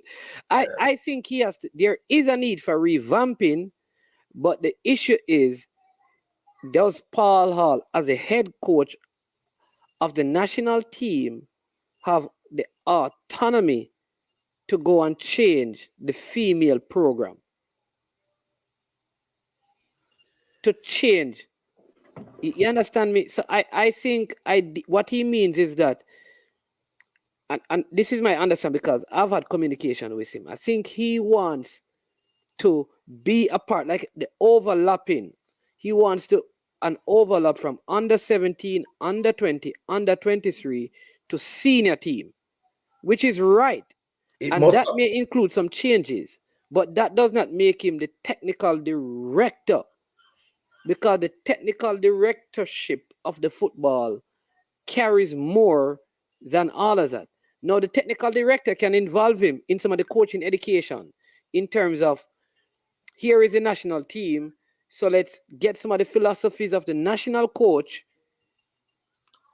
ingrained in our coaching education, so that at the grassroots levels, the coach's philosophy or the philosophy of play that we are going to be using, whether this coach is here, is this particular way. So let's involve some of that. I think like conversations like that must happen. It does not necessitate that he's a technical director. Like you said, FIFA itself, and I know that FIFA itself, I'm almost certain that FIFA put a stop to this, really. You can't have it. You cannot have it. Listen, if you don't have a technical director that is appointed solely as a technical director, FIFA will not have it. Right? Yeah. But to the point that Eagleman just raised a while ago, we've been talking about communication, and whoever his sources are, the way they have communicated with him obviously is the basis upon which he has formed his perception of the situation. Yeah. Right now, true or not, the question I have is, if Paul Hall is coming in to provide direction and leadership for the technical the technical department or the technical environment of the JFF, is that a bad thing? Right now, providing direction and leadership don't necessarily mean that taking it over or oversighting, because Exactly. sometimes we have to separate the functions, but the functions are not exclusive. So there's a lot of interacting, interrelating, cooperation, collaborating, etc., between all of the different functions within a technical ecosystem, right? So Paul Hall is coming from an environment within which he would have gathered an immense amount of experience and knowledge, right? He has the training to back it up as well. Now, unlike many of his fellow former national players from a similar environment, this man is showing us that he's invested in bringing a better environment to Jamaica's football. Now, whether or not he's the head coach, the technical director, the ball boy, the butler, or whatever, to me, none of that not important. What is important is what value, and I want to emphasize and stress, what value is he bringing to the Jamaican football environment? Once we believe that there is value that is required or that is needed, then by all means, let everything else be compartmentalized and left within their compartments and take the value that is needed. Yeah, absolutely. And I see, and then I see Nia's list down here, and then we're going to close on this. Paul Hall, big up Peso. Also see a comment. Peso says the TD is responsible for all football in Jamaica, male and female, not the head coach of the senior men's team. All right, he's just saying that Paul Hall only serves 4 years. Does the technical director position only last for 4 years? In my opinion, it should be for 6 years, so it could overlap with the head coach. Technical director and head coach should complement each other. Then yes, FIFA has separated the role of the TD and the head coach to provide stability and continuity after the departure of the head. coach who usually comes a dime a dozen. This is what I'm saying is that the thing is that though Paul wants to implement a 10-year, it doesn't mean that he's going to be here for 10 years, because he could sign a 3-year contract or a 2-year contract or a 4-year contract. But the plan could still continue whether he's here or not. And that is a technical director, whether it's this one or a new one, executing the plan along with whomever the new coach is. Yeah. But in terms of the length of the contracts, right? Those are determined by all parties involved, right? So to just give a personal situation, when I was taking up the appointment in the Turks and Caicos, I was advised to seek a 4-year contract. I was offered 2. And when I hit the ground, I realized it was explained very clearly why 2, and I understand it. Because would you want to be tied in a 4-year contract with somebody that could turn out to not be the level of competence that you are looking for? All right. And then how do you deal with that going forward? That's one. For me now, as a technical director, I would probably be hesitant to sign a 4-year contract too. Because why would I want to tie myself to something for that long, unless you're saying, you know what, this is where I'm going to be for the next 4, 5, 6, 7, 8 year, whatever period of time. So if you are thinking about your professional growth and development, you probably want to take it in chunks of 2. Having said all of that though, what I have found, especially in the more developed countries, is that technical directors seem to last a minimum of 10 years. The length of the contracts, I can't say. If it was one time 10 year or they are 2 years and it mount up to 10, but it's not a position. And I know FIFA is trying to encourage the MAs to stick with technical directors for the long haul and not chop and change real quickly. Listen, Coach Edwards, this is 2 hours well spent. We had some internet issues in the beginning, but I think we have covered a lot of ground. We are going to work, as soon as we finish the stream, about getting some of those persons, like I said, just outside our jurisdiction to come on and share from their perspective. Hopefully we can arrange a couple of shows convenient to your time and their time, where we can do it. Even if you have to change the time and still keep our regular Friday show, even if that is the case, to see if we can get some other perspective and views. I know you probably have to displace your son to get this gadget to use. I'm going and I see him popping in a couple of times. So I need to allow you to give him back his gadget, and you need to upgrade your gadget, so. Well, I sell me out, man. But, no, him good. I mean, he's using the other computer now. I don't know why this stream does seem not to work well on the other computer, but we're all good. We're good. Yeah, man. But before you jump up on the call still, I really wanted to just, piggyback on a few things from yesterday's conversation that you had with Emilio. Yeah, man, go ahead. We won't get into too much of it because of time and stuff. But, first of all, I just want to salute Emilio, Buckler, and the rest of the Value FC people for taking that bold initiative. And also to Kasafa for, providing the environment and the opportunity for them to do what they are doing. I know, based on what Emilio said yesterday, that the intention is to roll it out to the rest of the country. And I appreciate that we have to start somewhere. So I am eagerly looking forward to seeing it reach South Central where I am. And I know you are looking forward to seeing it at Draxal. I hear you say that. And I'm pretty sure the people down in Western Jamaica are also eagerly looking forward to it. For my friends over in Kasafa, though, I think the politics of football in Jamaica is one in which there's always this rivalry, put that in quotation mark, between Kasafa and the rest of the country, right? Countryman versus town.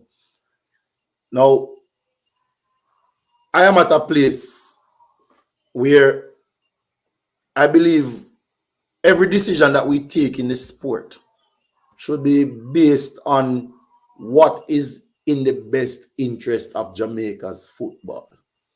I think that any decision that is not prefaced by a positive response to that question is a flawed decision, right? I'm saying all of that to say that I am throwing a challenge out to the CASAFA president and his team to do more for rural football where possible. And by that, what I mean is that CASAFA is by far, on the evidence of what is shown and written, the leader among local parish associations, right? Leader in many respects, and they have shown themselves capable of endearing themselves to sponsors, to donors, to technocrats, etc., etc. However, there's very little sharing. All right. Now, there's a story about a man in the Midwest of the United States who was growing corn. And every time somebody came to buy corn seeds or to beg corn seeds, he would give them the very best of what he had. And one of his neighbors observing one day asked him, why is it that you give the man them the best? And his response was this, and it's very profound. He said that if I give them the worst seeds and their corn is at a lesser quality than mine, where you think the crows are going to come to feed? Right? So, in other words, if we make everybody around us better, we automatically rise higher. And that is a construct of leadership that a lot of the leadership gurus write and speak about. Right? If Grace Kennedy did not become the conglomerate it is by trying to stay where they are by themselves, but they have actually had to build capacity so that they themselves could be pushed higher up. So that is a challenge I am throwing out to the CASAFA people who might, and anybody here who has access to those people can share that. You know, we have to find a way not to see CASAFA as the king of the ring in Jamaica, but to see CASAFA as a leader who inspires others to rise to the level that they are at. Yeah, I think, and to add to that, what I'll say is that I think one of the things that surprised me in the interview that I had is that the competition itself was not a CASAFA competition. Right. It's more like a host. And I don't know, maybe right across Jamaica, people were invited, but because of the transportation, they were not able to come. Well, Genesis never get an invitation. Well, I'm just giving them the benefit of the doubt. and so I'm just adding to your point. If that is not the case, then in principle, what you're saying is absolutely right. We need to do better. What I mean by that is exactly what you just said. We have to stop thinking, let me get all I can and can all I get. Mm-hmm. We need to start getting as much as we can and sharing all that we get. Because if all of us are better, then all of us will be better. Simple. And I totally agree with that. I totally agree with that. So you could have been invited. Other Mount Pleasant could have been invited. I Of mean, course. other academies, like I'm saying, other academies and other people Listen, could have been invited, and let them turn it down. I am sure Monroe College and States, for example, as schools, would have participated. Participated. You know, even as a club, they could immerse themselves into a club and go.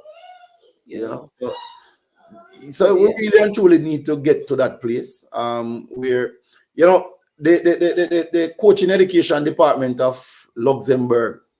Luxembourg is a country that is in and around the same ballpark as ourselves. Excuse me. Their motto says, learn to share and share to learn. And I have actually adopted that and taken it on board in what I do. Because in truth and in fact, we get more from sharing than we get from taking. Well, the Bible tells that it's more blessed to give than it is to receive. I tell people that, listen, if I can give you $1 million every month, do you know that my situation is better than yours? Easily. Because obviously I must have a whole lot to give that.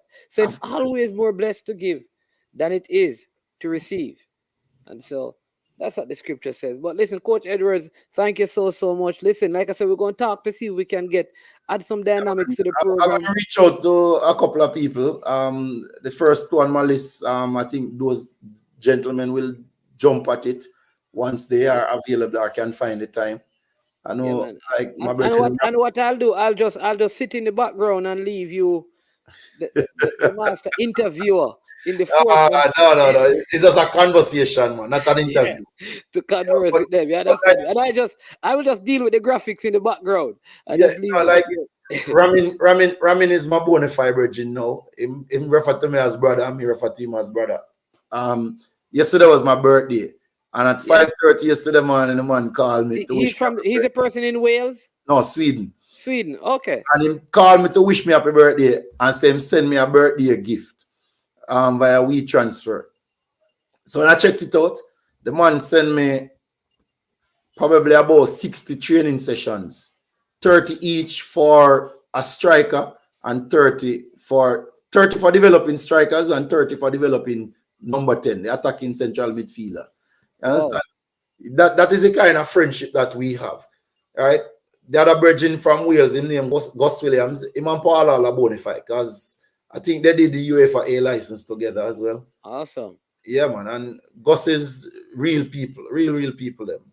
You know? All right, so we're gonna line them up. We're gonna line them up and get it done. Yeah, man. Bless up and expect Neo is going to reach out to you. Sure, anytime. Yeah, man. So he's there. All right. So well, give thanks again and blessings to all who was on the call and contributed with their questions and comments. Really appreciate them. And we have to burn the fire them, but we mustn't burn the fire for burn down the house. We must burn the fire to get rid of the mosquito. To purify. We purify, not burn it down. We burn the fire for purification, not to destroy. So we keep the fire blazing, and we must have some little water to cool it down sometimes. Yeah, thanks everybody. Yeah, man. All right, blessings, Coach. Yeah. Hey, tell us some thanks, because if it wasn't for him, I don't know what I've managed today. Anybody at all who thinks that me can coach, wait till him turn coach. Yeah, man. All right then, Coach. Yeah, man. Salute. Yeah. All right, so there you have it, people. That is our feature this morning with Coach Andrew Edwards. What a wonderful, like Neil says, excellent, edifying information. All right. So listen, here's what you do. You need to share this kind of content and say, people, listen, just listen to something. Get some new perspective. You understand me? Get some calm down information. You understand me? Some take it easy conversation. It's a good sometime to build up the adrenaline and raise the blood pressure. But then you need to get some stuff to simmer it. It was good being here with you. Thanks to Coach Andrew Edwards from Genesis Soccer Academy out there in Manchester. To all of you who tuned in, we appreciate that. For everyone who watched, like, shared, comment, we appreciate that. Continue to support the platform. It is how we continue to grow, right? And continue to spread content that not only criticizes, but bring solution. All right? So, people, blessings to every one of you. Brian, don't worry. As soon as I'm done, I'm going to help you with that. All right? Paul Marriott. Hey, Paul Marriott, a long time I get one of them texts then. What's going on, man? Come on, man. Paul Marriott, where is all of those messages? I normally read a couple of them, and I haven't seen one in a long time, but you don't know. Big up yourself, Paul Marriott. But blessings to all of you. Take care. We have our JPL show coming on later today with Unseen and Brian and Paul Christie talking about the JPL this weekend. So you can join us in for that. All right. I am Manningsman. This has been I Am Sure Sports. Listen, find a way today to add value to someone else's life by your word, by your conduct, and by your kindness. Make somebody else's life better. Have a blessed day. We are out of here.